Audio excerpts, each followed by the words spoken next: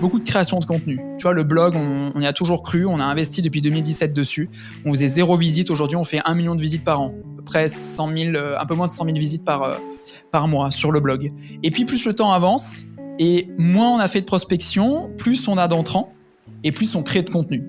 Que ce soit des webinars avec les réseaux sociaux, TikTok, Meta, LinkedIn, que ce soit des livres blancs qui marchent très bien, le calendrier social media avec le blog du modérateur où on est passé de 2000 téléchargements quand on l'a créé il y a 5 ans à aujourd'hui 50 000 téléchargements au 6 juin, tu vois, enfin en juin. Donc c'est que ça marche très très bien. On va avoir notre podcast, notre groupe Facebook, nos réseaux sociaux qui marchent très bien autant. Bonjour à toutes et à tous. Bienvenue dans ce nouvel épisode d'Innovation Leaders, le podcast qui donne la parole aux leaders de la tech et d'innovation. Vous retrouverez toutes les ressources citées dans ce podcast sur notre site innovationleaders.live. Pour être sûr de ne rater aucun épisode, pensez à vous abonner sur votre plateforme de podcast préférée. Allez, installez-vous confortablement et bonne écoute.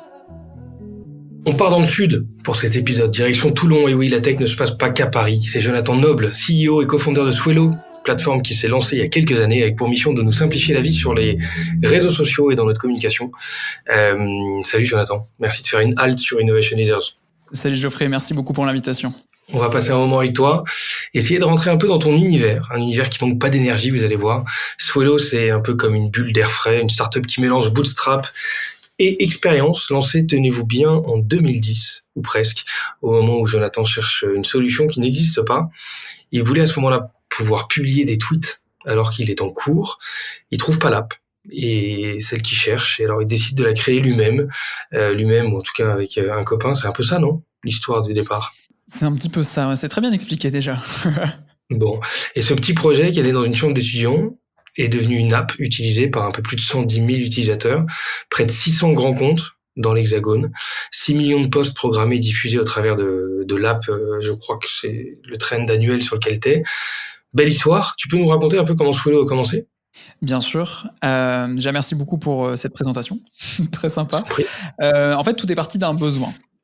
J'avais un blog high-tech, un blog WordPress à l'époque où je mettais les dernières news high-tech dessus. Genre la sortie de l'iPhone. Bon, j'y suis allé il y a quelques jours. Je sais plus pourquoi je suis allé revoir. Il existe encore ? Ça n'existe plus, mais sur Wayback Machine, on peut retrouver à quoi ça ressemblait. Et bon, par rapport à aujourd'hui, c'est sûr que ça passe très bien vieilli, mais c'est pas grave. Et en fait, je sais pas pourquoi, j'avais compris qu'en journée, mes tweets, mes posts sur Twitter, avaient beaucoup plus d'impact qu'en soirée. Et donc, du coup, pour diffuser mes articles de blog, c'était plus intéressant de le faire en journée qu'en soirée. Et le problème, c'est que j'étais en cours en journée. Donc, j'ai fait une recherche Google pour savoir est-ce que ça existe un outil pour programmer des tweets. Et là, aucun résultat. Du coup, j'ai mis un tweet qu'on peut retrouver avec plein de fautes d'orthographe à l'intérieur. Mais bon, j'avais 15 ans, on peut m'excuser. Et du coup, c'est ça exactement. Et du coup, j'ai écrit, voilà, est-ce que ça existe un outil pour programmer des tweets ? Et là, pareil, très peu de réponses, voire pas de réponse, sauf une seule. Et c'est un Canadien qui a pour pseudo Santaref. Je n'ai même pas son prénom, parce qu'après, on s'est plus trop parlé, qui m'a dit, voilà, moi, je peux te faire un petit bout de code, je te le donne et t'en fais ce que tu veux.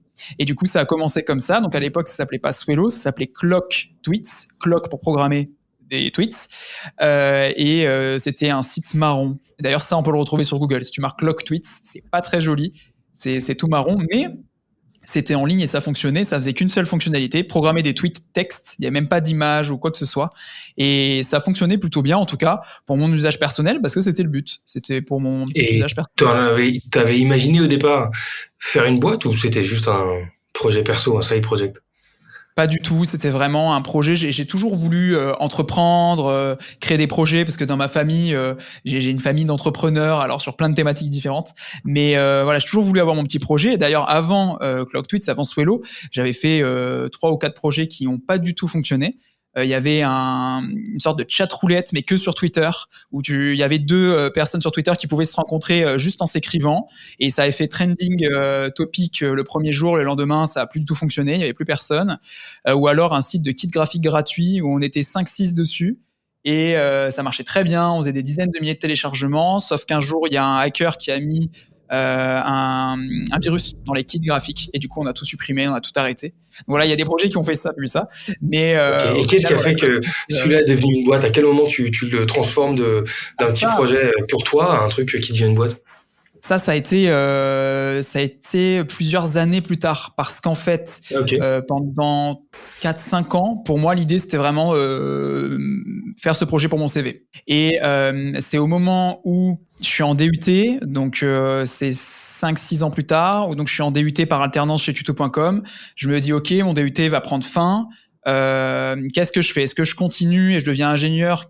Pour moi, c'était ça la réussite à l'époque, alors qu'aujourd'hui, je suis beaucoup plus nuancé et tout peut être une réussite, même si on continue pas ses études. Ou alors, est-ce que j'arrête mes études et je lance justement Swelo en boîte? Et donc, c'est là où je suis allé voir mes parents, mes profs de l'époque, mon patron de l'époque. Et au moment où je dis à mes parents, je vais m'arrêter, je fais mon DUT, je le termine et après, je lance la boîte, je reçois un mail du meilleur ami de mon grand frère, qui s'appelle Thibaut, qui est développeur. Faut savoir que moi, j'étais plus web designer intégrateur. Et qui me dit, écoute, je t'ai toujours promis que j'allais t'aider à développer un peu Swelo pendant 2-3 semaines. Je rentre dans le sud, parce qu'il était à Berlin à l'époque. Je rentre dans le sud et je t'aide. Et ça fait pratiquement 7 ans maintenant que c'est mon associé. Donc, c'est beau, ça. Et c'est devenu quoi, Swelo, aujourd'hui? Raconte-moi un peu en termes de, déjà, quelques chiffres, la taille, aussi les fonctionnalités et le positionnement que vous avez. Alors, quelques chiffres. Je vais carrément même te faire ça en mode on continue l'histoire, parce qu'une fois que Thibaut me dit les étapes m'intéressent aussi. C'est ça, voilà, on va dans un accélérateur à Toulon, donc chez TVT Innovation, Toulon Var Technologies. On va dans un accélérateur, on fait la première saison de l'accélération et on passe d'un modèle gratuit à un modèle payant. Et donc, c'est là où vraiment on crée la boîte, un 29 février, en plus, c'est improbable. 29 février 2016, on crée la boîte. Enfin, elle est immatriculée à cette date-là, quoi. Et puis, petit à petit, on rajoute des réseaux. Donc, au début, c'était que Twitter, que de la programmation. Puis, déjà, là, il y a des plans gratuits. Enfin, il y a un plan gratuit et des plans payants. On rajoute Facebook. Puis après, Insta, puis LinkedIn, dans le temps. Mais aussi, l'équipe grandit. On est 2, puis 3 avec notre premier stagiaire qui devient notre premier employé. Et là, on se dit, en fait, soit on continue comme ça et le projet vivote. Et c'est cool, mais bon, voilà. Soit on essaie d'aller plus loin et on tente de lever des fonds. Et c'est là où, du coup, on fait une levée de fonds à Toulon. Donc, on lève 465 000 € et on passe de 3 à 6 et après à 7, à 8, à 10. Là, à ce moment-là, on remporte un appel d'offres interministériel afin d'équiper l'ensemble des ministères, ambassades, académies, services déconcentrés en France. Et on passe de 10 à 13 petit à petit. Et donc, pour te donner des chiffres aujourd'hui, c'est, comme tu l'as dit en intro, 110 000 utilisateurs, 6 millions de postes programmés, et ça existe du coup depuis 2010. On est 13, bientôt 16. Et l'outil permet aujourd'hui de faire de la veille, de la programmation, de l'analyse sur Twitter, Facebook, LinkedIn, Instagram. On est en train de réfléchir à intégrer TikTok. Et on va rajouter aussi une grande fonctionnalité qui est la modération de commentaires et de messages privés. Donc, on sera sur plus de réseaux bientôt. Et l'outil sera en 4 temps, alors qu'aujourd'hui, c'est uniquement en 3 temps. Voilà quelques... Modération, ça veut dire modération automatique des posts et suppression des posts qui ne correspondent pas, ou qu'est-ce que ça veut dire? Alors, il y a rien d'automatique chez Swelo. C'est d'ailleurs, on a toujours fait cette petite nuance, c'est très intéressant que tu l'abordes, entre programmation et automatisation. Pour moi, la différence, c'est que dans la programmation, tu as un humain qui est derrière, qui va un peu tout chapeauter, manager, pour justement que les réseaux soient au mieux, quoi. Pour l'automatisation, pour une petite anecdote rapide, il y a un de nos concurrents qui a un outil d'automatisation, indirect, qui a relié un flux RSS d'un blog qui s'appelle le blog du modérateur. Et un jour, on a eu un article sur ce blog et ça s'est publié sur leur réseau. Et tu vois, c'est un peu ça la nuance, je trouve, entre automatisation et programmation, c'est qu'il y a quand même... Alors, avec de l'automatisation, tu peux des fois avoir l'humain qui dit, bon, là, j'arrête, là, je veux pas. Mais beaucoup moins que si c'était de la programmation avec un calendrier édito et que l'humain programme, tu vois. Donc non, la modération, ça va être vraiment une remontée des commentaires, des messages privés sur une interface type boîte de réception. Et après, les social media managers, community managers chargés de com pourront justement manager, gérer leurs commentaires et les messages privés, y répondre, les transmettre peut-être à un autre membre de l'équipe. Enfin voilà, pouvoir gérer tout ça depuis la plateforme. Faciliter en tout cas le fait de rebondir sur les messages positifs ou négatifs. Et vos utilisateurs, t'en parlais, social media, community manager, vous vous adressez à qui, vous? en dehors de ces deux-là? Bah, Essentiellement, ces profils-là. c'est essentiellement ça. Ouais, en fait, on part du principe que tout communicant peut avoir besoin de Swello. Donc ça, c'est vraiment au sens large. Si on creuse un petit peu plus, on a beaucoup d'institutions publiques chez Swello. On a beaucoup d'écoles. Donc quand je dis institutions publiques, j'avais cité le gouvernement, mais on a aussi la ville de Paris, la ville de Lille, la ville de Toulon, forcément, on est basé dans le sud, donc la ville de Toulon. Au niveau, après des écoles, on va avoir le groupe Ionis avec Epita, Epitech, ISEG. On va avoir le groupe Éductive, on a la Sorbonne, Sciences Po. Après des marques, je dirais, plutôt grand public, SNCF, Sony. Voilà. Et puis après, des agences, des TPE, des PME, des freelances aussi beaucoup. C'est assez vaste, mais voilà les trois grands axes de clients qu'on a actuellement. Toujours en mode freemium, avec une Alors possibilité oui, d'avoir une effectivement, fonctionnalité gratuite. Ouais. tout à fait. On a toujours gardé en fait ce plan initialement de Clock Tweets. Il a toujours été là. On a même amélioré par rapport à avant. Maintenant, on a également nos abonnements. C'est grâce à ça qu'on vit et qu'on développe la plateforme, bien entendu. Mais on a toujours voulu garder une partie gratuite, effectivement. Bon, 12 ans de service, impressionnant. Est-ce que tu peux revenir, pas forcément sur les étapes, mais sur les sur les éléments qui font que Swello est sorti d'un petit projet à une entreprise digne de ce nom, établie, qui prend sa place dans un marché qui est assez concurrentiel? Est-ce qu'avec le recul, tu arrives à isoler soit les bonnes décisions, soit les moments qui ont été un peu charnières et tu t'en es bien sorti, t'es tombé du bon côté du filet? C'est ces étapes ou ces éléments un peu, voilà, qui avec le recul sont des éléments différenciants, enfin sont des moments clés que t'as passés. Alors ouais, carrément, je pense là tout de suite à un moment clé puisque c'est au moment où justement on s'associe avec Thibaut. Alors il y a plusieurs choses. Déjà, on a eu l'occasion à ce moment-là, parce qu'on se posait la question et notamment Thibaut, hein, est-ce que on s'engage sur ce projet ou pas? Parce que lui, il avait une offre en parallèle à l'autre bout du monde pour manager une équipe de X personnes. Enfin voilà, et en face, il avait moi qui a 5 ans de moins que lui et qui lui dit non mais Swello, c'est le futur, c'est génial. Et donc tu vois, tu pèses la balance comme ça. Et en fait, la personne qui voulait l'embaucher lui a dit écoute, au pire, si jamais ça marche pas dans 1 an ou 2 ans, tu reviens nous voir. Déjà, ça c'est très très chouette. Parce qu'il y a ce droit d'essayer et ce droit d'échouer aussi. Autre rencontre qu'on a eue à cette même période, c'est l'ancien CEO, directeur, je dirais, pardon, l'ancien directeur France de Twitter. Nous, à l'époque, on n'était que sur Twitter. On rencontre cette personne-ci qui nous dit écoutez, les gars, votre projet est très, très chouette. Allez-y, continuez. Donc, tu vois, c'est un peu une fusion des deux où on va avoir à la fois la permission entre guillemets de se dire si ça marche pas, on a d'autres possibilités pour avancer, et à la fois avec justement le directeur de Twitter France qui nous dit non mais c'est une bonne idée, tu vois. Donc ça c'est un moment important parce que tous les marqueurs sont au vert, tu vois, en mode non mais allez-y, testez. Puis au pire, vous reprendrez vos vies et vous reprendrez d'autres projets, quoi. Ça pour moi c'est un premier moment important. Deuxième moment important, et ça arrive pas à tout le monde, on a levé 465 000 euros en faisant quasiment 0 euros de chiffre d'affaires. Et du coup, ça, c'est un moment important parce qu'il faut croire en nous.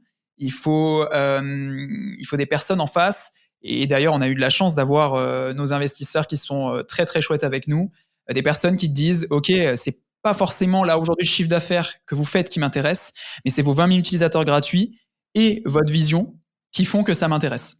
D'ailleurs, on est allé les voir, on leur demandait 300 000 euros, ils nous ont dit non, par rapport au projet que vous avez, il faut plus. Et heureusement, parce que franchement, c'était nécessaire à certains moments. En plus, on le savait pas, mais du coup, au milieu, on a vécu quand même une crise sanitaire et économique, donc c'est quand même, c'était très important. Donc ouais, ce deuxième moment où nos invests, donc c'est VAR Business Angels, c'est le Crédit Agricole avec Créazur, c'est la région PACA avec le fonds d'investissement Région Sud Investissement et Allbien Invest. Et dans ces investisseurs, il y avait aussi Guillaume Passaglia, qui est d'ailleurs toujours avec nous, qui est le fondateur, le cofondateur de VDM, de Vie de Merde, qui a demandé en amont de la levée de fonds à me rencontrer, et j'étais très étonné. Et en fait, ça a tout de suite matché. Il m'a dit si vous levez des fonds, moi je suis chaud pour venir avec vous. Et tu vois, qu'importe là le chiffre d'affaires qu'on faisait, mais ça reste un moment très fort. Mais voilà, ils nous ont vraiment soutenus. Donc ça, je dirais, ce serait le deuxième. Et le troisième, allez, je vais en faire un troisième et un quatrième, parce qu'il y en a un autre qui me tient à cœur aussi. Forcément, l'appel d'offres interministériel. parce que ça nous a permis de continuer justement à encore mieux se construire au niveau de la sécurité, au niveau de la gestion des données, au niveau du support, au niveau de notre professionnalisme. Même si on avait déjà des niveaux d'exigence très hauts, ça nous a permis d'aller encore plus loin, justement lors du gain de cet appel d'offres, qui a été vraiment une chouette période. Et on continue de travailler avec les ministères, etc., parce que c'est sur 4 ans, donc toujours très très intéressant. Et c'était notre premier appel d'offres. Donc tu vois, ça nous a vraiment structuré en plus de ça. Et le dernier point, et que ça va être vraiment un point plutôt général sur tout ce qui s'est passé avec Swello, je dirais, c'est l'équipe et l'entourage. On a une équipe super. T'apprends au fil de l'eau en tant que manager que voilà, il y a des personnes qui arrivent, qui repartent, d'autres qui restent très longtemps. Et en fait, c'est ça aussi la vie d'une entreprise. Il y a des hauts, il y a des bas, c'est aussi très important. Et ça forge pas mal d'être manager, d'avoir une équipe. Aujourd'hui, on a une équipe de 13 personnes et c'est vraiment très très chouette. Et tout ça, tout ce que je te raconte, pour moi, c'est possible aussi grâce à l'entourage. Alors, ça part de mon associé forcément, de l'équipe, nos investisseurs, nos mentors, mais aussi ce que j'appelle le théorème ABC, avocat, banque, comptable. Ça a été compliqué de trouver un ou une comptable qui comprenait ce que c'était un SaaS, une levée de fonds. Et puis après, nos amis, nos familles, nos chéris, tu vois, en fait, ça va sur tous ces Votre aspects-là. sœur qui fait des gâteaux à chaque event. Je rajouterai le ABCP pour la pâtissière. La pâtissière. C'est vrai que j'ai une sœur qui fait beaucoup de gâteaux et on a de la chance. mais voilà, c'est vrai que tout ça, c'est important et ça marque au fil de l'eau, au fil des semaines. Tout cet écosystème qui te porte un peu et qui t'aide à te motiver, parce que 12 ans, mine de rien, ça c'est rare. Une génération à laquelle on a tendance à zapper et être un peu plus, on va dire, butiner un peu d'un projet à l'autre. Maintenant, toi, t'arrives à rester aux commandes de ce projet qui mute aussi au fil de l'eau. Donc, c'est pas le même qu'il y a 12 ans, évidemment. Et c'est ce qui fait que, j'imagine, l'excitation se renouvelle parce que de nouveaux horizons s'ouvrent régulièrement, quoi. Il y a quand même des phases un peu difficiles, je pense notamment parce que tu as parlé de Thibaut, mais avant Thibaut, il y avait un certain Lancelot Ardel qui était co-founder avec toi, qui est parti sur d'autres projets entre-temps. Ça aurait pu mettre un stop au projet, de perdre ton co-founder au départ quand même. Tout à fait. Alors voilà, pour raconter cette partie-ci qui est très intéressante, et d'ailleurs avec Lancelot, on est resté très proches, hein, on se voit encore très très souvent. À savoir que pendant la période où on travaillait ensemble, on s'était jamais vu en vrai. Et la première fois où on s'est vu en vrai, c'était quelques semaines avant la levée de fonds 2017. Donc ça veut dire que c'est là où ça s'est arrêté. En fait, on s'est parlé, on s'est jamais vu, tu vois. C'est pas ça qui a précipité là à la fin quand même. Pas du tout, non, mais c'était rigolo parce qu'on se parlait beaucoup. Je me souviens à l'époque via Skype, on se parlait beaucoup, on connaissait nos vies mutuelles, mais on s'était jamais vu physiquement. Il était à Avignon et moi à Toulon, donc pourtant c'était pas si loin, mais on s'était jamais vu physiquement, donc c'est assez rigolo. Effectivement, donc le projet, il y a ce fameux Santarev qui me passe ce bout de code, et après moi je suis pas dev, donc du coup je remets un tweet qui dit: est-ce que ça intéresse un dev de me rejoindre sur le projet? Et là, il y a Lancelot qui a 1 an de moins que moi, qui me dit mais avec grand plaisir. Et donc pendant 2 ans, on refait une nouvelle version, on essaie d'améliorer l'existante.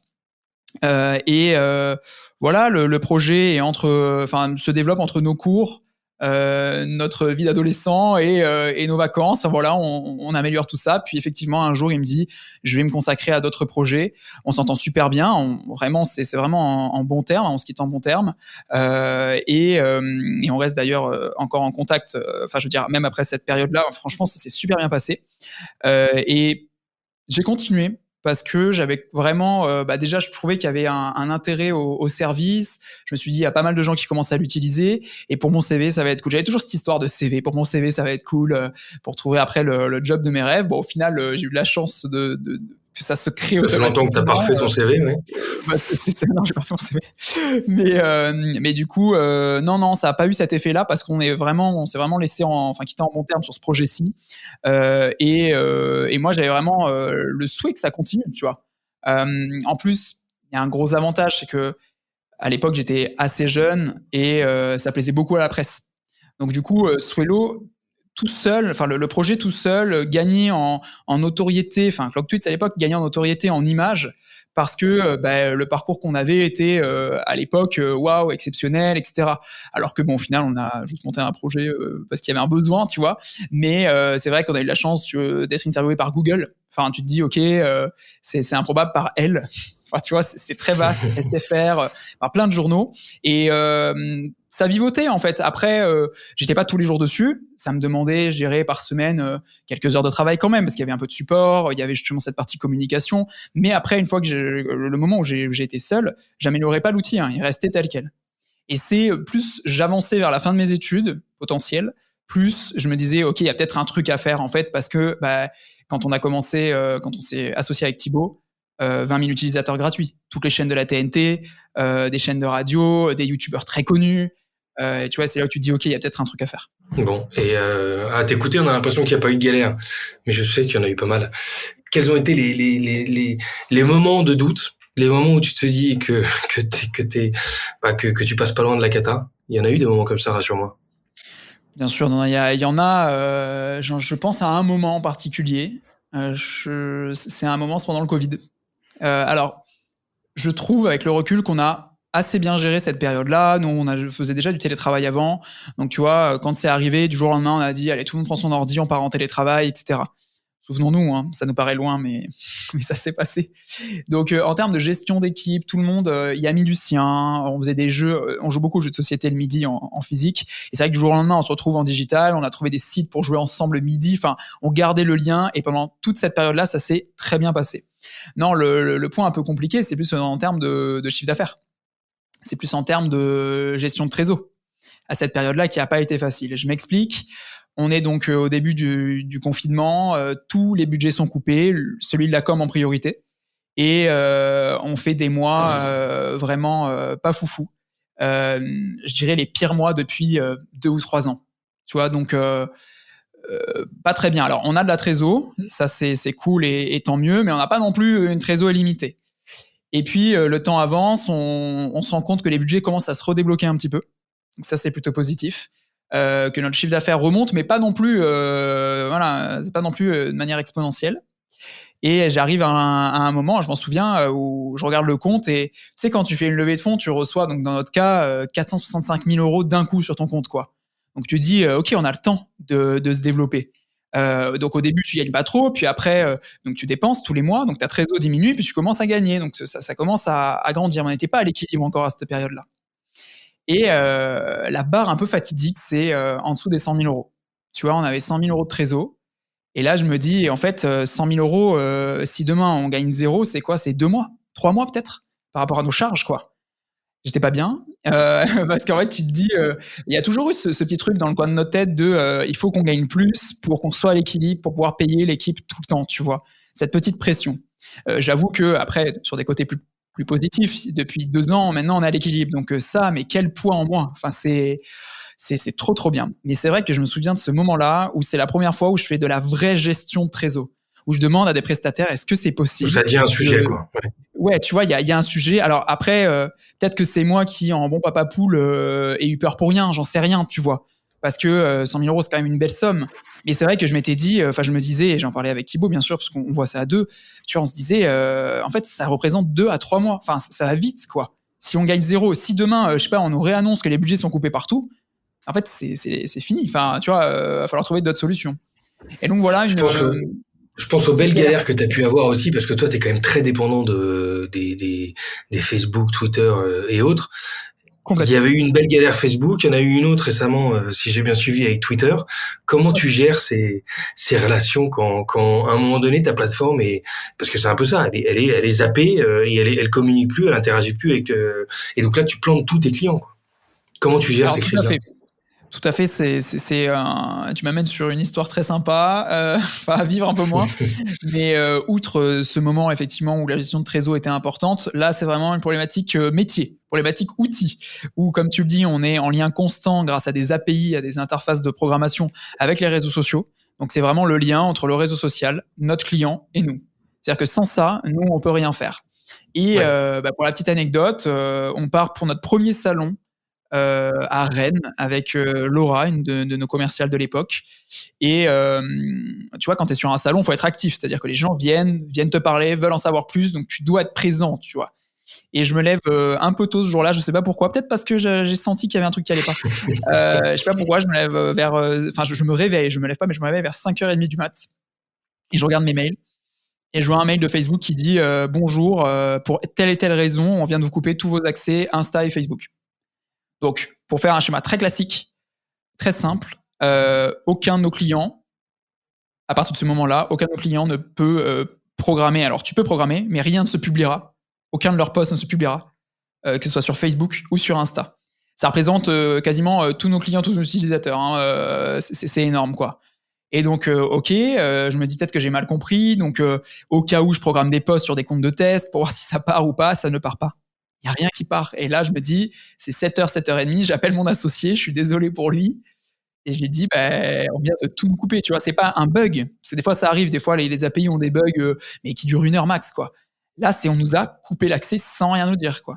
On va au salon, donc on commence à être sollicité, mais sollicité par les gens qui sont en face de nous, mais aussi au téléphone, parce qu'en fait, on a des gens au support, Diane est au support pour gérer ça, mais en fait, les gens m'appelaient aussi en perso, appelaient Laura en perso, et donc là, on rentre vraiment en mode, ok, faut qu'on informe nos clients via une newsletter, les clients touchés, il y a une newsletter sur Twitter, on met une réponse automatique au support, on répond à tout le monde en leur disant voilà comment ça se passe, voilà les infos qu'on a.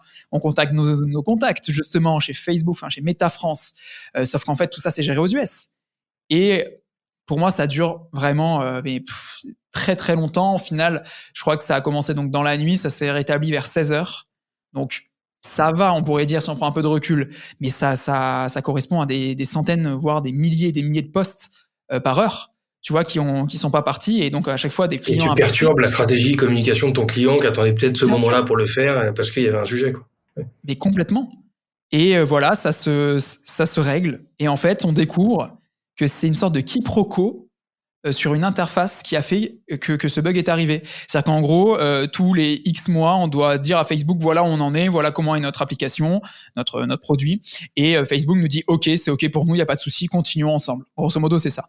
Et là, il nous avait fait une demande avec des questions. On avait répondu à cette demande. Il nous avait répondu en disant qu'il y avait un truc qui allait pas, sauf que sur notre interface, donc chez Meta, nous, c'était marqué que tout était OK. Et donc, eux, ils ont coupé parce que pour eux, c'était pas OK, mais chez nous, c'était OK. Donc, tu vois, c'était une sorte de quiproquo. Et ils s'en sont rendus compte, ils se sont excusés. Après, derrière, c'est compliqué à gérer parce que nous, on a dû gérer des remboursements pour s'excuser. Et tu vois, c'est pas Facebook qui va nous rembourser parce que, ben, en plus, là, cette API ici, elle est gratuite. Donc, tu vois, il y a pas de, enfin, il y a pas de, il y a des contrats, mais il y a pas on les paie pas, et donc il y a pas de remboursement. Donc, on a dû gérer justement cette crise finalement. Hein. Ça nous a bien aidé. On avait déjà préparé des sortes de schémas de gestion de crise. Si ça nous arrive, qu'est-ce qu'on fait? Si ça nous arrive, qu'est-ce qu'on fait? Et ça a plutôt bien marché. Je suis très content de l'équipe, autant tech qu'au support, en communication. Tout a bien fonctionné. On a pu s'excuser auprès de notre communauté, et ouf, c'est Ouais, c'est rentré quand même dans... des galères qui font avancer, quoi, je trouve. Dans l'ensemble, Oui, ça te permet de complètement. tester ton sang-froid déjà, mais aussi l'organisation et le setup que tu as.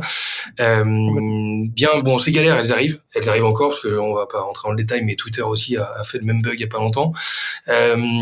C'est compensé par des beaux succès. Tu parlais tout à l'heure du moment où l'État français te confie enfin la gestion de sa communication. Rien que ça, je trouve que ça claque à raconter un peu dans les salons et auprès de sa famille ou ses potes. Quand même, ça en jette. Tu peux me raconter comment t'en arrives à gagner cet appel d'offres là, ton premier, qui est quand même pas simple parce que moi je me frotte au principe d'appel d'offres public, c'est quand même costaud à gagner. Comment ça s'est passé et qu'est-ce qui explique ce succès? Quelle histoire, effectivement, et quelle joie. Alors, pour repréciser vraiment ce qu'on fait avec eux, c'est qu'on leur met à disposition notre plateforme, et eux, après, gèrent Mhm. leurs réseaux sociaux. C'est vrai qu'on confond souvent beaucoup, tu vois, dans le communiqué de presse qu'on a validé avec le gouvernement, on a vraiment insisté sur ce point-là, c'est que nous, on n'a aucune incidence sur les propos qui sont publiés, tu vois. On leur met vraiment à dispo Je la comprends. plateforme. Et c'est important de le savoir. Alors, comment ça s'est passé? J'étais en vacances et pas d'ordi. Maintenant, c'est courant que je prenne plus mon ordi en vacances. Avant, ça l'était beaucoup Ah moins. bon? C'était même d'ailleurs parce que juste mon ordi était cassé et du coup, il était en réparation pendant les vacances. Et du coup, je regardais mon téléphone 1 fois par jour pour voir si tout allait bien, s'il y avait des questions majeures ou pas. Et il y a un de mes commerciaux qui me dit, je viens de tomber sur un appel d'offres. J'ai lu l'appel d'offres et le cahier des charges. Il faut qu'on y réponde, quoi. C'est vraiment, on a plein de fonctionnalités qui demandent, on a notre coup à jouer.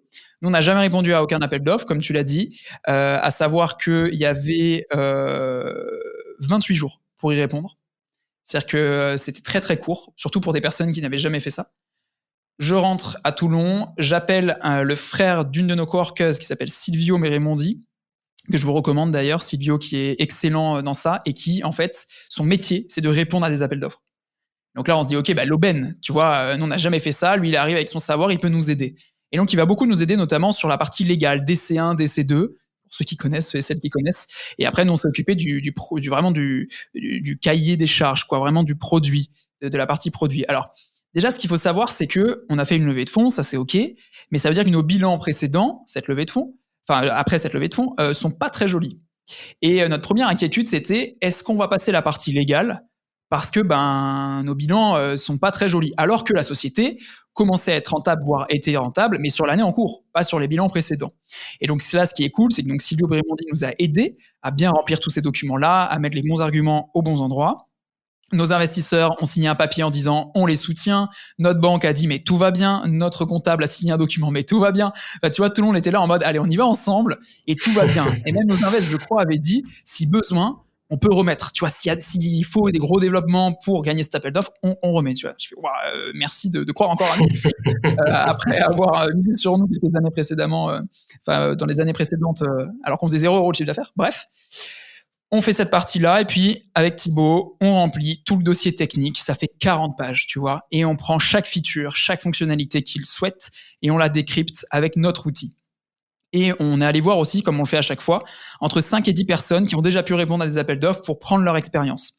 Et il y a quelqu'un de chez You Love Words, pardon, qui m'a dit, c'est quoi ce que tu devrais faire, et c'est ce que eux ils font, tu prends ta conclue, tu la mets en intro. Parce que s'il y a 15 dossiers qu'ils doivent lire, il faut que tout de suite, ils captent que chez vous, c'est OK, tu vois. Donc c'est ce que je fais, j'adapte ma conclue, je la mets en intro, et en clair, je marque tout ce que vous demandez, nous l'avons. Sinon, il faut qu'on voit ensemble certains points pour ajuster par rapport à vous. On avait fait je me souviens, un tableau avec 2 codes couleurs. Enfin, il y avait 3 codes couleurs, mais on n'en a pas utilisé un des 3. Rouge, orange, vert. Vert, on l'a. Orange, on doit le développer avec vous. Rouge, on l'a pas. Et c'était soit vert, soit orange, tu vois. Et donc ça, pareil, en intro. Et le temps passe, on push notre dossier sur la plateforme de l'État qui permet de faire ça, et on attend. Et là arrive un moment que je peux appeler patience et sourire, parce que moi j'avais cru capter une date, mais en fait la date passe, c'était en décembre, quelques mois après, 2 mois après, en décembre, et toujours 0 réponse. Et en janvier, enfin une réponse. Et là, moi, avant de cliquer sur le mail, je me dis, ça y est, on a la réponse, on sait si on est pris, pas pris. Pas du tout. C'est eux qui nous posent des questions. Donc en fait, t'as des moments où toi, tu peux poser des questions au début, et d'ailleurs, c'est assez cool parce qu'on avait vu qu'un concurrent avait posé des questions, puisque légalement, ils sont obligés de répondre à tout le monde, à ces questions. Donc tu sais qu'il y a d'autres personnes en lice, tu vois. Et donc là, pas la réponse, mais ils nous posent des questions. Bon, déjà, bonne nouvelle, parce que ça veut dire que DC1, DC2, la partie légale, on est passé. Sinon, ils nous auraient mis un stop à ce moment-là, tu vois. Et donc là, ils nous posent des questions sur le contenu concret. Est-ce que votre plateforme permet de faire ça, de faire ci, de faire ça, tu vois. On répond, ça on le savait pas encore à ce moment-là, mais à partir du moment où on répond, il y a encore 1 mois à attendre. C'est des durées légales en fait. Donc on n'a pas le choix. Bon, maintenant je le sais du coup. Et là, je me souviens, c'est au moment où j'habitais entre Toulon et Paris. Je suis dans le RERA avec des sièges en moquette, avec 5-6 personnes autour de moi, et je reçois ce mail. Et là, je me dis, ça fait des semaines et des semaines, des jours que je rêve de cet appel d'offres, où je me dis, mais imaginons si on le remporte, c'est quasiment l'équivalent d'une levée par an, mais en business, quoi. Ça peut changer notre vie, clairement, tu vois. Et là, je me dis, est-ce que j'ouvre le truc sous peine de voir qu'en fait, on a perdu l'appel d'offres, et je me mets à pleurer face à des inconnus sur mon petit siège de moquette, tu vois, ou est-ce que j'attends encore 15 minutes, je cours, je rentre chez moi, tu vois, et j'ouvre l'ordi avec Thibaut. C'est ce que je fais. Je patiente encore les 15 minutes où je sais que cette réponse est là. Je m'assois sur mon ordi, j'appelle Thibaut et je lui dis, écoute, c'est vrai, on n'aurait pas pu mieux faire. Tu vois, on a tout donné. On l'a, c'est génial. On l'a pas, ben, tant pis. Et là, j'ouvre, j'arrive sur la plateforme, c'est toujours pas la réponse. Je reclique et là, ça m'ouvre la réponse et ça m'indique que vous êtes titulaire du marché interministériel. Donc là, c'est comme un mariage, hein, t'appelles ta copine, t'appelles tes parents, t'as ton équipe forcément, tes investisseurs, mais tu dis rien à personne d'autre, parce que moi, ce que j'aime aussi dans ce genre d'éléments, comme pour la levée, c'est de faire une exclusivité de cette news à un journal, tu vois. Et là, c'était les Échos. Alors, ils le savaient pas encore, mais on avait déjà eu des contacts avec les Échos pour notre levée. Et donc, par la suite, ils ont pris l'exclusivité, ils ont fait une page sur ça pendant encore un confinement à l'époque. Et ce qui se passe, c'est donc on remporte l'appel d'offres. Le SIG, service d'information du gouvernement, nous contacte et nous dit rendez-vous chez nous. Vous allez présenter la plateforme devant tous les ministères. Alors la plateforme, moi je l'ai présentée déjà des centaines et des centaines de fois. Par contre, devant 15 à 16 ministères, pas forcément. Bon, ça se passe quand même bien et on apprend là que le contrat, c'est pas un contrat obligatoire, mais c'est un contrat cadre. Et donc, tu sais, cette fameuse levée qu'on s'était faite dans notre tête en mode oui, mais on va gagner tant, machin et tout, bah, c'est pas tout à fait vrai. C'est pas grave, hein. On a réussi à convaincre, là aujourd'hui on a 14 ou 15 ministères, toutes les ambassades, toutes les académies, et quel plaisir de travailler avec eux. Je parle pas du côté politique, vraiment j'enlève le côté politique, on s'en fiche. C'est vraiment des personnes extraordinaires comme tous nos clients, bien sûr, mais je veux dire, on s'entend super bien, on arrive à développer le projet avec eux, la solution avec eux, on crée des vrais liens. Tu vois, on a créé un événement à Toulon qui s'appelle les Swello Days, il y avait 10% du public, c'était des chargés de com de ministère, tu vois. On a vraiment ce lien avec eux qui est très très chouette et ça continue encore. Et là, pour terminer cette histoire qui est peut-être un peu longue, c'est que le marché sera reconduit peut-être, ça on ne sait pas encore s'il sera reconduit, mais s'il est reconduit, ce sera en février prochain. Donc là, on est sur notre dernière année, ça fait déjà 4 ans qu'on l'a remporté. Mais quelle histoire! Bon, on va croiser les doigts, on va se tenir au courant pour la suite. Et l'acquisition se fait pas uniquement sur appel d'offres. Aujourd'hui, vous faites comment pour gérer l'acquisition des clients? Quelle est la mécanique? Parce que j'imagine qu'il y a de l'inbound, il y a de la outbound, je sais pas exactement comment tout ça fonctionne. Alors, ça a un peu changé au fil du temps. Souviens-toi, quand on n'a pas d'argent, là, on faisait à fond la prospection. Prosp. On avait 2 BizDev qui faisaient que ça, que de la prospection. Et on passait même 1 heure par prospect pour leur présenter la plateforme. Et donc, t'avais Laura, je me souviens à l'époque, elle faisait jusqu'à 20 présentations par semaine. Elle allait entre 15 et 20 présentations par semaine de la même chose. Et après, à un moment, elle a dit moi, par contre, j'en peux plus. Donc, et si on faisait un webinar, en fait, 1 fois par semaine et on ramenait les gens sur ce webinar? Et quelle bonne idée! Parce que depuis, on fait un webinar et ça marche super bien, tu vois. Moi, j'avais peur que, mais non, on va pas bien chouchouter. Non, rien du tout. On a surtout sauvé la santé mentale de Laura à cette époque-là. Merci à elle d'y avoir pensé. Et c'était une des meilleures idées. À l'époque, donc, beaucoup de prospection et beaucoup de création de contenu. Tu vois, le blog, on y a toujours cru. On a investi depuis 2017 dessus. On faisait 0 visite. Aujourd'hui, on fait 1 million de visites par an. À peu près 100 000, un peu moins de 100 000 visites par mois sur le blog. Et puis, plus le temps avance et moins on a fait de prospection, plus on a d'entrants et plus on crée de contenu. Que ce soit des webinars avec les réseaux sociaux, TikTok, Meta, LinkedIn, que ce soit des livres blancs qui marchent très bien, le calendrier social media avec le blog du modérateur où on est passé de 2000 téléchargements quand on l'a créé il y a 5 ans à aujourd'hui 50 000 téléchargements au 6 juin, tu vois, en juin. Donc, c'est que ça marche très, très bien. On va avoir notre podcast, notre groupe Facebook, nos réseaux sociaux qui marchent très bien autant en pro et en perso. Et là, du coup, notre dernière lubie, c'est l'événement les Swello Days, donc où on a réuni 340 personnes en physique. L'idée, c'est d'avoir un véritable écosystème en plus de la plateforme où les gens peuvent se retrouver, gagner en compétences. Et on va peut-être me prendre pour un fou, mais par exemple, les 50 000 téléchargements du calendrier, on demande en face 0 mail. Parce qu'on part du principe que chaque jour, il faut que nos prospects nous voient au moins une fois via n'importe quel canal et que si un jour, ils souhaitent utiliser une plateforme, ils penseront sûrement à nous. Tu vois, parce qu'il y a ce calendrier sur leur bureau, sur leur ordinateur. Donc aujourd'hui, c'est pour ça que je dis qu'il y a vraiment une différence, parce qu'avant, on faisait beaucoup de prosp. Aujourd'hui, on fait beaucoup d'entrants. Et on a beaucoup de chance de faire beaucoup d'entrants. Je vous prends 10 secondes pour vous dire que ce podcast vous est proposé par Equiden. Equiden, c'est la start-up qui vous accompagne dans vos projets tech, product, data et engineering et qui repense l'approche des ESN traditionnels. En 2 ans, cette société de conseil compte plus de 130 personnes et s'est déployée dans 6 pays. Pour en savoir plus et pour participer à l'aventure, suivez-nous sur LinkedIn ou sur equiden.com, E-2-K-I-D-E-N. Bonne écoute! Tu fais l'acquisition, ça a l'air de fonctionner. La fidélisation, c'est quand même un autre sujet. Il y a une secret sauce chez Swello pour garder ses clients. Tu parlais de chouchouter tout à l'heure. Je crois que c'est un peu une marque de fabrique. Je sais pas si c'est perso ou si c'est la boîte qui s'est adaptée ou que t'as mis. Est-ce que c'est la boîte qui t'a rendu comme ça ou est-ce que c'est toi qui as rendu la boîte comme ça? Mais parle-moi un peu de la manière dont tu considères cette expérience client. En fait, c'est un truc intéressant. Ouais, c'est très intéressant et merci d'aborder ce sujet-là parce que c'est très important chez nous. Je parlais de santé mentale tout à l'heure avec Laura. C'est aussi un gros sujet autant en interne qu'avec nos clients et ça fait écho justement à chouchouter. Je sais pas, je pense que ça vient de nos caractères avec mon associé, mais ça vient aussi des caractères de chaque membre de l'équipe. Tu vois, c'est vraiment une de nos valeurs. chouchouter à la fois entre nous, se chouchouter et nous en tant que manager chouchouter l'équipe, mais aussi nos clients, nos prospects, nos utilisateurs. On essaie vraiment de leur apporter le plus de contenu possible, de répondre au support le plus rapidement possible, par téléphone, par chat, par email. Au niveau justement BizDev, Mathilde aujourd'hui essaie vraiment de les chouchouter au maximum. Et ça nous arrive même des fois de dire notre produit est pas assez efficace par rapport à votre solution, par rapport à votre recherche, pardon.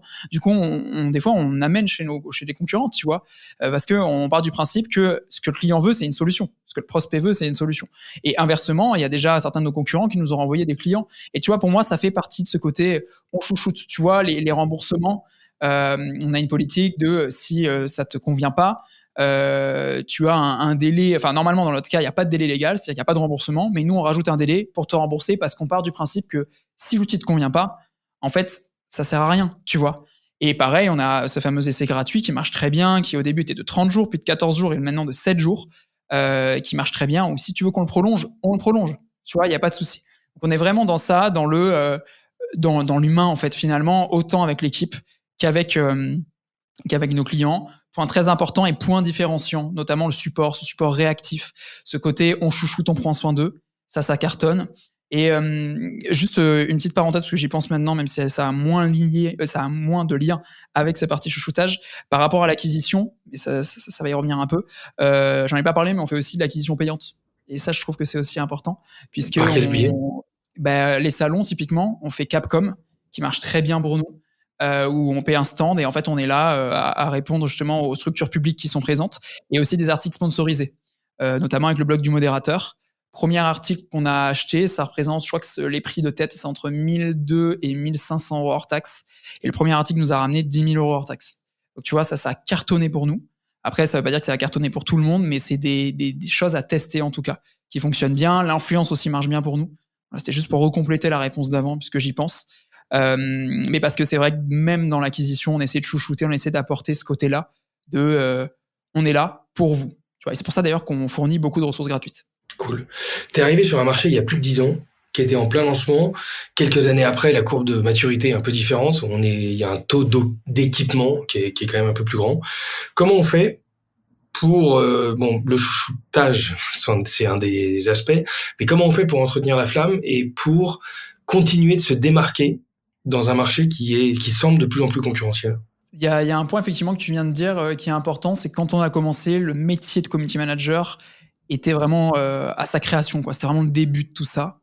Et je me souviens, il y a encore 4-5 ans, quand on allait voir des prospects, il y a certains prospects qui nous disaient « Ah non, mais moi, j'ai jamais eu d'outil. » Aujourd'hui, c'est quasiment tous nos prospects ont déjà eu un outil. Alors quand je dis outil, ça peut être aussi une plateforme sociale. Tu vois, sur Facebook, on peut programmer, enfin voilà. Mais il y a quand même ce changement où maintenant le marché est éduqué, marché très présent. Donc il y a un vrai avant-après, tu vois. Maintenant, comment on fait pour entretenir la flamme? Je pense que, et ça va moins nous servir sur l'étranger, mais notre côté français déjà, ça marche super bien. Tu vois, d'avoir des gens au téléphone en France, basés à Toulon, de revendiquer ce côté français et toulonnais, ça marche très bien. Autant sur le support qu'en général, tu vois. Je sais qu'il y a des structures publiques qui nous ont toujours dit c'est chouette de pouvoir parler à structures publiques ou ailleurs d'ailleurs, à des acteurs français, même si d'ailleurs, je le précise, quand tu fais un appel d'offres, typiquement, le côté français ne peut pas jouer en ta faveur. C'est pas un critère, tu vois, que tu sois français. Pas encore, j'ai envie de dire. Parce qu'il y a un jour où ça le sera peut-être, parce qu'il commence à y avoir un petit mouvement de fond pour que l'Europe utilise des acteurs européens, mais ouais. Okay. En tout cas, c'est pas un critère. J'en ai parlé avec eux et tu vois, ils nous ont dit non, c'est presque, tu vois, il faut pas le faire en fait. C'est vraiment technique. Quelle est ta solution? Bon, voilà, je ferme la parenthèse. Je pense que ce qui permet d'entretenir la flamme, outre ça, c'est nos fonctionnalités qu'on arrive à développer rapidement. Tu vois, là, il y a eu une nouveauté Instagram. On peut désormais programmer des stories en direct, sans notification, sans rien. Ça se publie en direct. Alors, sans stickers encore. C'est les stickers, les sondages, tout ça. Sans stickers, mais on peut l'envoyer en direct. Et ça, on a mis moins de 24 heures à le développer. On a été une des premières plateformes au monde à sortir cette fonctionnalité-là. Et je pense et je sais, parce qu'on discute beaucoup avec notre communauté, que c'est vraiment un critère, quelque chose de très important pour eux, de se dire, OK, en fait, ils sont réactifs. Il y a une nouveauté, je sais pas, il y a la balise alt qui arrive donc la balise alternative pour que ce soit plus accessible, qui arrive sur Twitter. OK, c'est dispo sur Swello. En fait, si on met pas assez à jour notre plateforme, les gens vont se lasser, vont soit aller voir ailleurs, soit aller sur le réseau social natif. Et ça, on l'a fait avec les stories, on l'a fait avec les carousels, je me souviens Insta, et on essaie d'être toujours à l'écoute. Et je pense que ça, c'est très important. On a un outil qui s'appelle Nolt sur Swello, qui permet à notre communauté, à nos clients, de proposer des idées et de voter pour les idées des autres. Et chaque trimestre, on prend les 3 premières et on essaie de les développer pour justement les mettre en ligne. Et je pense que tu vois, de développer des fonctionnalités pour eux, avec eux, et en plus de le faire rapidement quand c'est possible, ça marche plutôt bien. Oui, ils s'approprient la solution et aussi, quoi. Ils savent qu'ils peuvent influencer potentiellement les features, quoi. Et le calendrier. Complètement. Et après, et pour finir, je parlais du support tout à l'heure, mais aussi, grâce à l'appel d'offres, comme je le disais, on a monté en gamme au niveau de la sécurité. Tu vois, on est chez Outscale, c'est des serveurs très très sécurisés en France qui sont basés à Paris, qui sont SecNum Cloud. On a un SOC qui est là 7 jours sur 7 H24, et qui surveille si tout se passe bien pour Swello. On fait des audits de sécurité. Enfin, tu vois, on est monté en gamme en sécurité, on est monté en gamme en gestion des données, et je pense que tout ça, aujourd'hui, ça a vraiment son importance dans le choix d'outils. Entre le côté français, le support rapide, les fonctionnalités qui vont vite, et la sécurité et les données, tu vois, c'est un tout. Tu coches un certain nombre de cases, ouais. C'est ça. Et cerise sur le gâteau, des ressources gratuites, on ne demande même pas ton mail, ou tu vois, on t'embête pas, juste on te passe de la valeur, on te donne de la valeur. Je sais que ça fait écho à beaucoup de monde. Et après, on a la chance de créer cette fameuse communauté qui nous soutient, qui reste. Et ça, c'est très précieux. Avec un esprit qui est un peu propre à Swello, il y a quand même une identité, il y a une marque de fabrique, et je pense aussi à cet event dont tu parlais tout à l'heure, là, des Swello Days, qui est quand même pas anodin. Et c'est assez ouf qu'une boîte full tech et full digital comme vous se disent on va faire un event en physique. C'est pas tout à fait naturel, je trouve. Comment on en vient à créer un event comme ça en étant à Toulon, en se disant mais ça va le faire, ils vont se déplacer, et ça marche. Comment tu arrives à cette idée-là et comment tu mets tout ça en œuvre?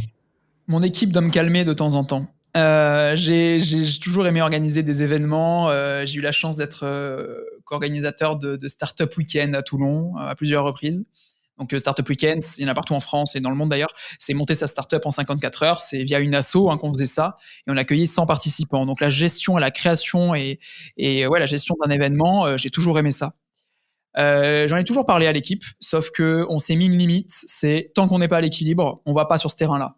Parce que ça va nous prendre du temps, parce que c'est pas notre métier, parce qu'on veut pas faire de bénéfices sur ce genre d'événement, enfin sur les Swello Days. On veut vraiment être à l'équilibre. Et puis ça y est, ça va faire 2 ans qu'on est à l'équilibre, et c'est vraiment très chouette.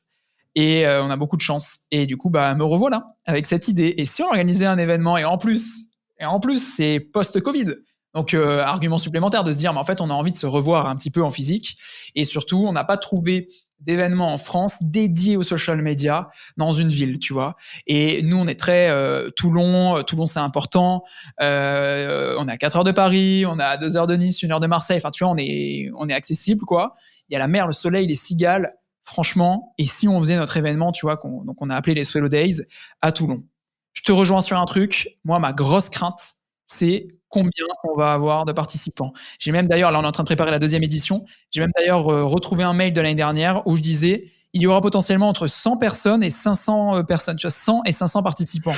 Et tu sais, quand je me dis ça, et quand la fourchette est assez large. C'est ça, tu sais, la fourchette est très large, genre le mec prend très peu de risques. Et là, avec le recul où je vois qu'on a dû refuser une centaine de participants parce qu'on n'avait plus de place, on est arrivé à 340, on avait dit 300 pour le premier, tu vois. On était à 300 participants, on se dit bon allez, on pousse un peu plus, on est allé jusqu'à 340, et on a refusé plein de monde, quoi. Alors que c'est un événement payant à Toulon. Je me dis ok, cette année, je vais essayer de pas avoir peur sur ça, mais j'avais tellement peur qu'on soit 10, tu vois. Alors qu'en plus, on s'était démené parce que en speaker, il y avait TikTok, Meta, Universal Pictures Monde qui venait de Los Angeles. On avait Laura Hanoun et Alexandre Calves pour de l'influence. On avait Myriad, Combi. Et je me dis, imagine, en plus ça se passait à l'Opéra de Toulon, on avait réussi à faire un partenariat avec notre agglomération et la ville et l'Opéra de Toulon pour avoir l'Opéra de Toulon. Je me dis, imagine, la salle est vide, tu sais, mais c'est un bide, quoi, le truc, tu vois. Grosse claque. Et au final, tout s'est bien passé, et quelle joie, et toute l'équipe a adoré parce que pendant 2 jours, toute l'équipe était sollicitée pour justement l'organisation de cet événement-là. Et c'est pour ça que cette année, on s'est dit, allez, on le refait, mais sur 2 jours, non pas sur 1 jour, sur 2 jours. Donc là, on va travailler 3 jours au total sur l'événement non-stop, quoi, et avec une soirée au milieu, puisque c'était un point d'amélioration. Et une petite stat que je peux te donner, et on en est très fiers, c'est que à la fin de l'événement, on a demandé aux participants de mettre une note par rapport à l'événement de manière globale, et on a une moyenne de 8,9 sur 10 pour cette première édition. Donc on est très très fiers parce que on a beaucoup travaillé dessus et on a tout donné pour que ce soit justement chouchoutage à mort, quoi. Et t'imagines combien de personnes là pour cette deuxième vague? Alors c'est une question compliquée parce que là c'est est-ce qu'on s'emporte sur quelque chose de très gros, mais on a un lieu peut-être plus basique, plus commun, comme une salle de conférence, tu vois. Et donc là, on pourrait accueillir 500, peut-être 600 personnes. Ou est-ce qu'on va dans un lieu plus atypique, mais du coup qui nous bloquerait à 300 personnes? On est vraiment dans ce dilemme-là à l'heure où je te parle. Donc, affaire à suivre. On va voir. Bon, moi, je ressens plus l'option 2. Je te vois pas dans un salon un peu classique avec un peu de moquette et un peu froid, mais ça pourrait même créer de la sélectivité, de la sélection et de se dire qu'il n'y a pas beaucoup de place. Et voilà. Bon, et les retombées sont bonnes. Ça ressemble à quoi les retombées d'un événement comme ça? Écoute, alors je vais être très transparent, je vais te parler aussi des chiffres, des retombées. Nous, on est très satisfaits parce qu'on a eu plus de 500 mentions sur les réseaux sociaux, que ce soit LinkedIn ou en story. LinkedIn étant notre canal d'acquisition numéro 1, donc c'est très chouette. C'est un événement comme ça nous a coûté, grâce aussi à des partenariats, hein, attention, ça nous a coûté 25 000 €, grosso modo. On a eu 5 000 € de partenariat, 18 000 € de billetterie et on a rajouté, nous, 2 000 €. Donc, tu vois, ça équivaut à 2 articles, 1 à 2 articles sponsorisés pour faire de l'acquisition. Et là, pour autant, on a rencontré 340 personnes. On a eu plein de retombées. Donc, pour nous, c'est quelque chose de positif et c'est pour ça qu'on le refait cette année. Parce que même si on n'est pas au vrai équilibre, c'est OK. Tu vois, il n'y a pas de problématique. Donc, très content. Très, très content. Eh ben canon, impressionnant, ça donne des idées. Moi aussi, je rêve parce que c'est sympa de les voir en vrai, tous ces gens-là, tous ces écosystèmes, et de faire une teuf avec eux en milieu. Ça, j'imagine que l'excitation doit être là. Si on regarde un peu toi ta casquette d'entrepreneur et ces quelques années qui sont passées, t'arrives à titre perso, j'ai envie de dire, à identifier quelques learnings qui sont assez clés pour toi, des choses que tu as tendance à recommander à des entrepreneurs qui se posent des questions de se lancer, mais voilà, des choses que tu as appris qui sont des grands learnings. Ouais, j'en ai 3 en tête, enfin j'en ai plein d'autres, mais je vais me baser sur 3. Le premier, ça va revenir un peu sur ce que je disais en intro, bien s'entourer, ça c'est très important. S'entourer aussi de mentors, de personnes qui vont pouvoir répondre à tes questions, qui vont t'éviter, comme Mathilde, une de nos mentors, le dit, qui nous évite de faire des erreurs. Tu vois, elle nous a toujours dit, je pourrais pas vous dire comment réussir, mais je pourrais vous dire comment éviter certaines erreurs parce qu'elle est déjà passée par là. Et bien s'entourer avec des mentors qui nous inspirent, qui ont déjà eu un parcours qui, on l'espère, sera aussi le nôtre. Ça, c'est très important. Parenthèse, tu les trouves comment, ces mentors? Alors, ben voilà, ça, j'allais y venir, merci beaucoup. Okay. Alors, nous, Mathilde, on l'a trouvé dans l'accélérateur. C'était dans le cadre de l'accélérateur, il fallait qu'on ait un mentor et il y a des gens qui sont venus et on a discuté avec eux et ça s'est fait en sachant qu'on la connaissait avant, Mathilde Le Rosic. Après, il y a Nicolas Chonu, donc, qui est mon ancien patron chez tuto.com. Donc, forcément, ça aide d'être passé justement chez Tuto, puisqu'il nous a d'ailleurs gentiment laissé 2 bureaux avec Thibaut pendant au moins 1 an gratuitement. Et donc, dès qu'on avait une question, on était à côté. Et pour autant, tu vois, on n'était pas chez nous. On était vraiment dans un écosystème qui nous apportait beaucoup de choses, quoi. Parce qu'il y avait son équipe, il y avait nous. Ça, c'est vraiment génial. Et des fois, on essaie, nous aussi, de le reproduire, tu vois, d'accueillir des boîtes avec qui on s'entend super bien, qui sont au tout début ou qui sont en train, voilà, de monter un peu et leur dire, mais venez, en fait, télétravailler chez nous et puis on avance sur des sujets, tu vois, ça on aime bien aussi.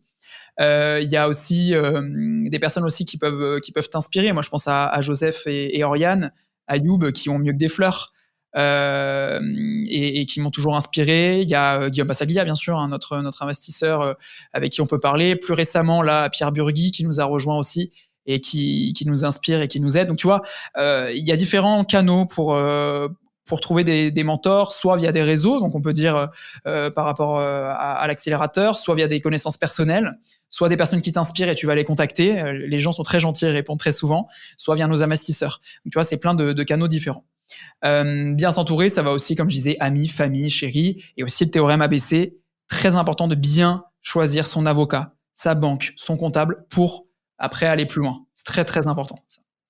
Ça c'est le premier point.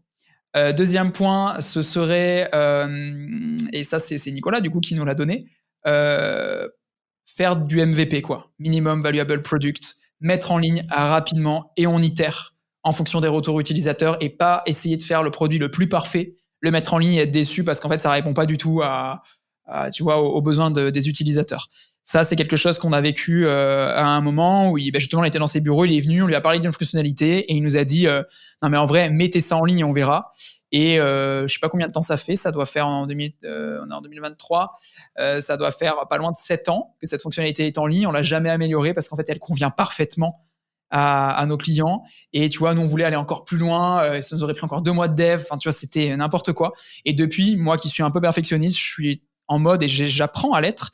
On met en ligne et après on voit, tu vois. On y va, on tente une V1 et après on teste et on améliore s'il le faut. Et des fois, ça reste comme ça. Des fois, on l'améliore vraiment. Ouais, des fois, c'est suffisant. Ça, c'est important.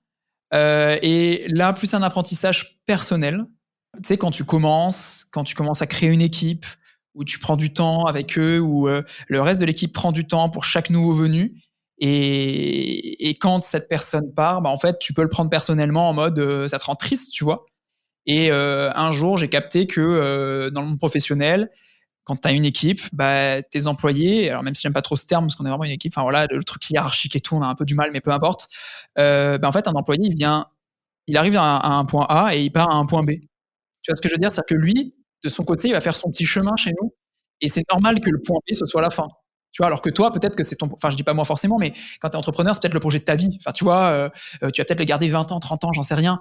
Mais eux, ils vont rester peut-être 1 an ou peut-être 10 ans, tu vois? Il y a des gens qui, ça fait 7 ans qu'ils sont chez nous. Il y en a d'autres qui sont partis au bout de 6 mois, 1 an. Et c'est pas des erreurs de recrutement, attention, non, non. C'est juste que la personne a fait son petit chemin et de pas le prendre à cœur, mais plutôt, de soutenir ces personnes-là, enfin toutes les personnes qui partent chez nous. Nous, en fait, ça va être bizarre, mais on est content de voir que les gens s'épanouissent ailleurs, que les gens, tu vois, là récemment, une personne est partie en Australie. Bah ouais, mais en fait, c'était son rêve, tu vois, et elle en avait marre d'être derrière un bureau et que ce soit avec nous ou avec quiconque, peu importe. Et tu vois, on la soutient dans ce projet-là, même si on est personne pour dire on la soutient, mais je veux dire, on est là, tu vois, on a quand même créé des relations pendant la période de travail, quoi. Donc, c'est important de soutenir. Et on essaie vraiment de garder cette bonne entente de A à Z et ça marche super bien. Et vraiment aujourd'hui, l'équipe est géniale, même avant, mais c'est vrai que je peux faire un état là actuel parce que je sais que si quelqu'un souhaite partir demain, ça se passera super bien et ce sera OK, tu vois, autant pour nous que pour la personne. Et donc voilà, c'est le troisième apprentissage, il y en aurait encore plein d'autres, mais prendre un peu de recul, et ça, on l'a fait assez rapidement parce qu'on a la chance d'être deux aussi.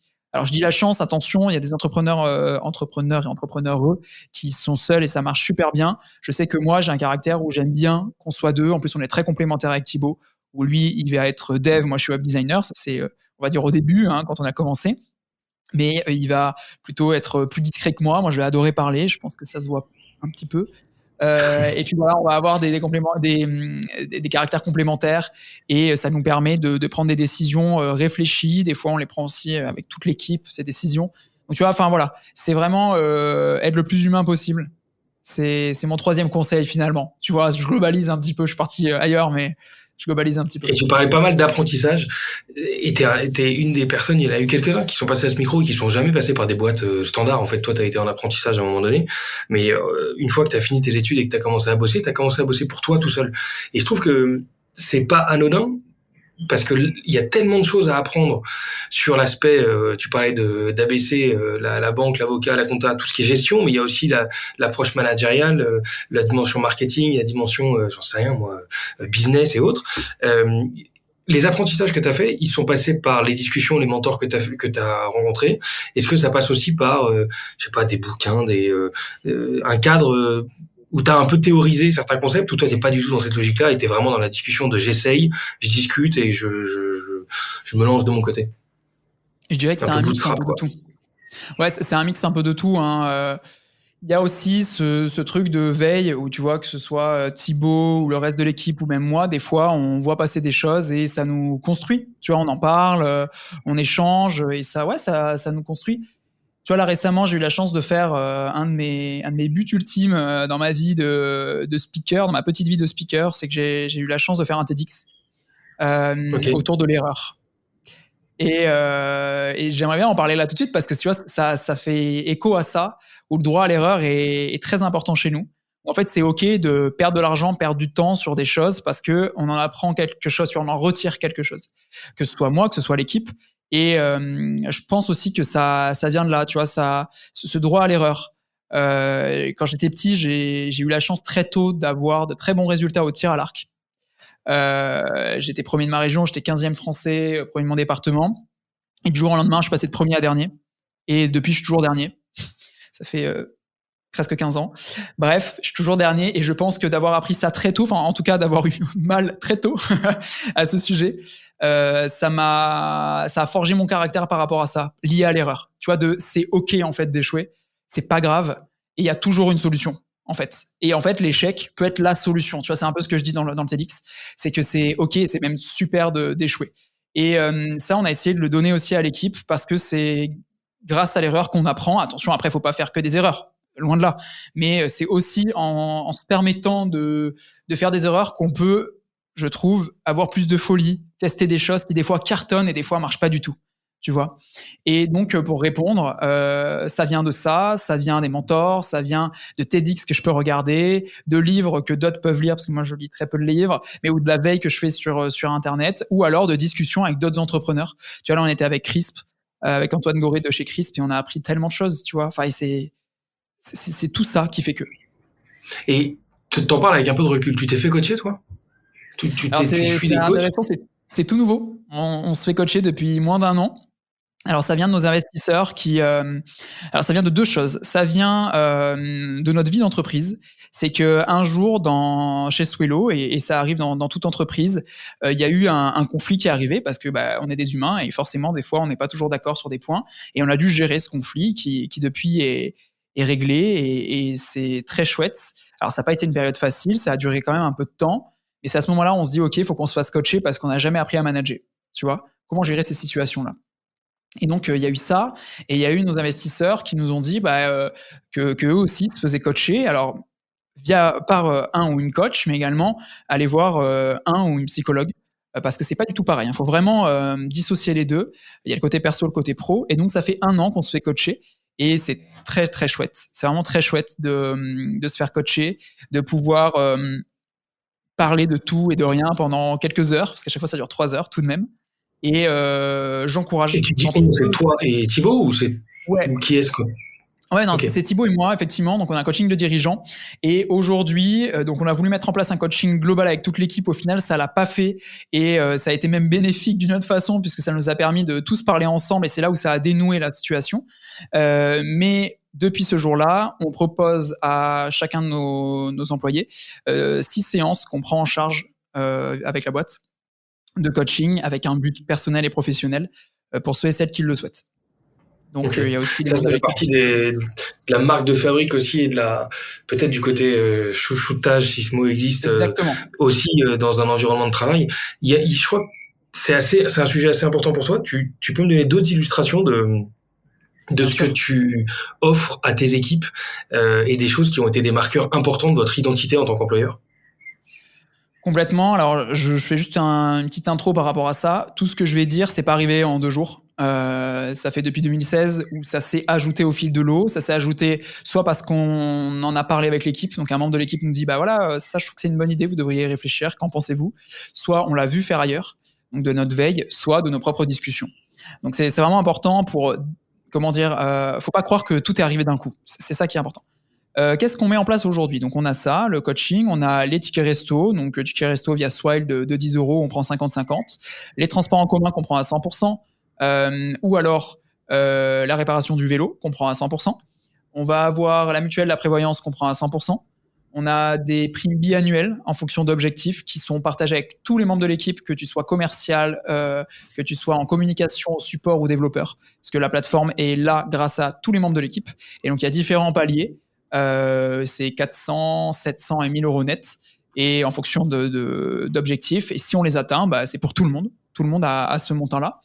On va avoir le télétravail, où souvent le vendredi on est en télétravail. Un deuxième jour est possible aussi, des fois même un 3e jour. On est assez flexible, on n'a pas de règles fixes parce qu'en fait, on essaie de créer un environnement cool pour que les gens qui le souhaitent puissent venir au bureau parce qu'on a quand même cette culture du présentiel qui est importante. Mais si des fois, certaines personnes veulent prendre 2 semaines, 3 semaines de télétravail pour être avec leur famille, c'est OK, tu vois. Mais ce côté humain, on joue aux jeux de société le midi, tu vois, c'est vraiment important. On a la semaine de 4 jours et demi. Donc, on travaille du lundi au vendredi 13 heures. On fait 35 heures. Mais on fait ça aussi. On a le congé menstruel qu'on a mis en place il y a à peu près 1 an maintenant. On a dans la même thématique, on a des serviettes, des tampons dans les toilettes, tu vois. Donc c'est tout plein de choses qu'on met en place pour essayer de prendre soin au maximum de notre équipe sur plein de sujets différents. Et je dois encore oublier des choses. On a un compte Spotify, tu vois, j'y pense. Et les petits team building qu'on fait aussi, les repas ensemble, enfin tu vois, les soirées jeux. On essaie vraiment de faire tout ça tout ça avec eux. Et typiquement les jeux qu'on fait le midi, ça vient de Kevin. Tu vois, en gros, dès le début, il nous a dit, moi j'apporte 20 jeux de ma collection et pour qu'on y joue le midi. Tu vois, les tickets resto, c'est notre salarié. Congé menstruel, on en avait parlé aussi. Enfin, tu vois, c'est un tout. Et j'oublie sûrement des petites choses. Bon, cool. Si on parle des prochaines étapes pour Swello, la dernière levée de fonds, je crois que c'était 2017. Tout à fait. Tu la vois comment les grandes prochaines étapes pourraient ressembler à quoi? Alors, les prochaines étapes, déjà, pour parler de l'équipe, on aimerait continuer à recruter, puisqu'on est 13, on aimerait passer à 16. Donc, on recrute un développeur ou une développeuse, full stack en CDI, product designer en CDI et bizdev en CDI. Ça, c'est au niveau de l'équipe, on aimerait un petit peu croître. Là, on vient de faire l'acquisition de 100 mètres carrés supplémentaires, parce qu'on est dans un immeuble, on a le 2 et là, maintenant, on a le 4. L'idée, c'est vraiment de pouvoir s'étendre pour le futur sur ces 2 étages. Ensuite, ajouter TikTok à Twitter, Facebook, LinkedIn, Instagram. Ça aussi, c'est très important pour justement enrichir encore plus notre offre. J'en parlais tout à l'heure, la modération au niveau du produit. Les Swello Days 2, c'est important aussi, fin octobre prochain. Et après, sur du plus long terme, l'international. Mais pour l'instant, c'est plutôt moyen long terme. Voilà, c'est pas encore demain. Je me demandais tout ce qui est AI et ChatGPT qui ont tendance à avoir le vent en poupe en ce moment, ça booste un peu l'usage de solutions comme Swello parce que en fait il y a beaucoup plus de posts qui sont publiés et qui ont plus besoin d'être écrits, ou est-ce qu'il n'y a pas d'impact? Alors c'est un impact, mais pas de cette façon-ci. C'est un impact en mode aide complémentaire aux outils déjà présents. Par exemple, on a développé une fonctionnalité pour de la suggestion de hashtags par rapport à ce que tu écris. On est en train de réfléchir à une fonctionnalité pour, tu sais, nous on met tous les marronniers, les dates qui reviennent chaque année dans un calendrier éditorial. On pourrait te proposer 3 types de posts liés à ce marronnier, tu vois, via l'AI. Maintenant, de manière plus large, l'AI a un impact sur le digital et sur la communication, bien sûr pour aider à la rédaction de contenu, mais aussi au niveau des visuels. Moi, j'ai cette crainte-là, c'est comment faire pour différencier un visuel vrai, j'ai envie de dire, pris avec un appareil photo et de l'intelligence artificielle. Aujourd'hui, on a déjà du mal, ça tourne beaucoup sur les réseaux sociaux. Donc demain, comment on va faire quand ce sera encore plus perfectionné? Moi, je pense que l'AI, ça peut être un excellent outil. Maintenant, j'ai un peu peur des dérives, notamment sur le visuel. Voilà un petit peu mon avis sur tout ça. Mais intéressant. Merci pour ce feedback, Jonathan. Quelques questions rapides avant de se séparer. Je voulais avoir ton idée un peu rapide, mais quelle est ta plus grande fierté jusqu'ici dans la vie? Pour ma vie en général, c'est en vrai d'avoir Swello, d'avoir la boîte, ça me permet en perso de pouvoir voyager, découvrir, pouvoir prendre du temps pour moi, pour nous, avec ma copine, avec ma famille, mes amis. Donc ça, c'est important de pouvoir aussi, avec Thibaut, essayer de faire une société qui nous ressemble, tu vois, et pouvoir aussi participer à des assos. Je donne un exemple, on a signé un document qui dit que quand on vendra Swello, puisque un jour ça arrivera sûrement, on donnera 5% de notre vente à des assos, tu vois, de pouvoir aussi partager. Je trouve que c'est important. Et au niveau de Swello, d'être arrivé à l'équilibre. J'ai toujours dit que j'allais dire le jour où on arrive à l'équilibre que je suis fier de là où on en est. Là, je suis fier de là où on en est parce qu'on est à l'équilibre depuis 2 ans et je suis fier de l'équipe et du travail qu'on fait au quotidien. Canon. Est-ce qu'il y a une phrase qui pourrait synthétiser un peu ta philosophie de vie? Complètement. Alors, c'est une citation de Tony Gaskins qui dit que si tu ne construis pas ton propre rêve, quelqu'un va t'embaucher pour te faire construire les siens. Et ça m'a toujours porté. Je comprends. Est-ce qu'il y a une boîte qui t'inspire particulièrement dans son exécution ou dans son innovation ou peut-être dans sa com, toi qui es assez porté com? Alors ça va être de manière globale parce que comme je le disais tout à l'heure, on en a parlé. Alors il y en a plusieurs, mais Crisp, je trouve ça très chouette. On les avait reçus chez Swello en visio à l'époque. Ils étaient 5, aujourd'hui je crois qu'ils sont 12. Et je trouve qu'ils arrivent à faire de très belles choses sans avoir levé un seul euro. Et très très intéressante comme boîte.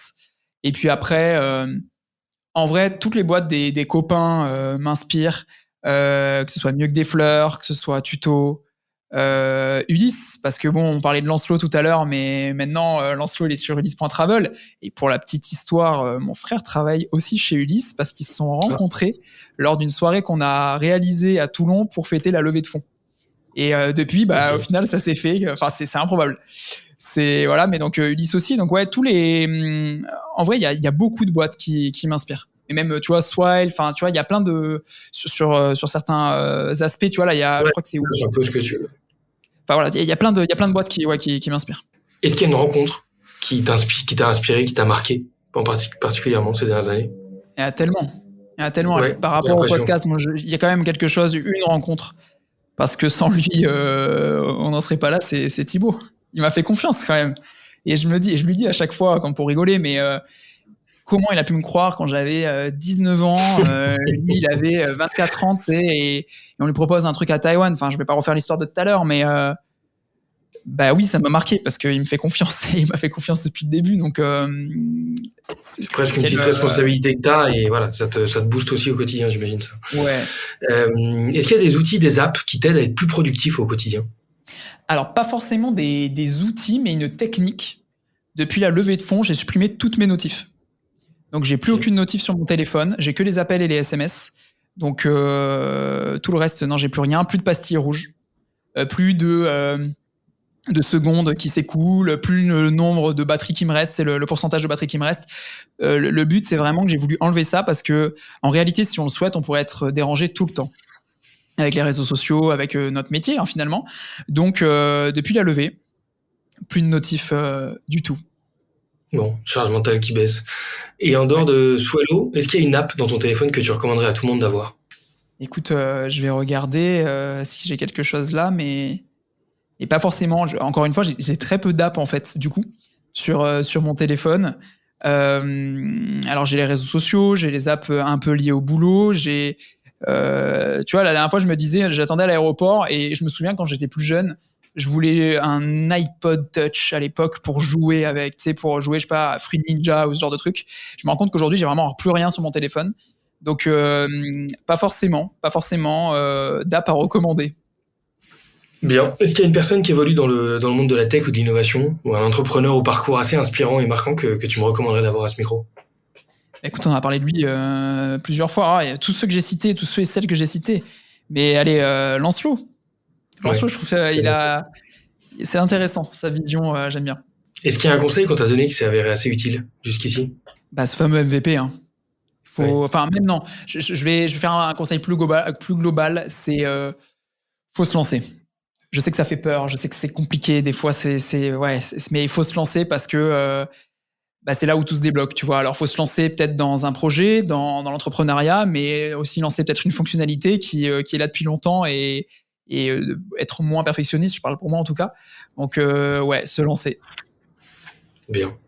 Est-ce qu'il y a un son, une musique en ce moment que tu écoutes en boucle? J'ai toujours des musiques que j'écoute en boucle. Alors à l'époque, parce qu'il y a plusieurs podcasts où je parle de cet artiste-là, donc je le recite quand même. Petit Biscuit m'a toujours marqué. Tu vois, Petit Biscuit, j'ai toujours aimé. Mais en ce moment, parce que c'est ta question, c'est en ce moment, c'est plutôt des musiques de Dizzy que j'écoute. Je le connaissais pas avant. Alors c'était Dizzy La Peste, là maintenant c'est Dizzy. Et j'écoute très peu ses anciens albums, mais son nouveau qui s'appelle L'amour, qui est très chouette. Je le recommande. Il y a plein de musiques chouettes à l'intérieur. Mais bon, j'écoute beaucoup de musique encore. Si, et il est très fort en concert aussi. Moi, je fais beaucoup de concerts, j'adore tout ce qui est musique. Mais j'écoute beaucoup de musique par an, donc je pourrais t'en sortir encore plein. Mais allez, j'ai choisi Dizzy, je reste sur Dizzy. Très bien. Est-ce qu'il y a quelque chose que tu pourrais nous dire sur toi que les gens seraient surpris d'apprendre? Et j'ai un peu spoilé tout à l'heure. J'avais réfléchi à cette question et j'ai un peu spoilé, c'est que je fais du tir à l'arc. Et, c'était et j'adore ça. On n'aurait pas soupçonné. Ouais.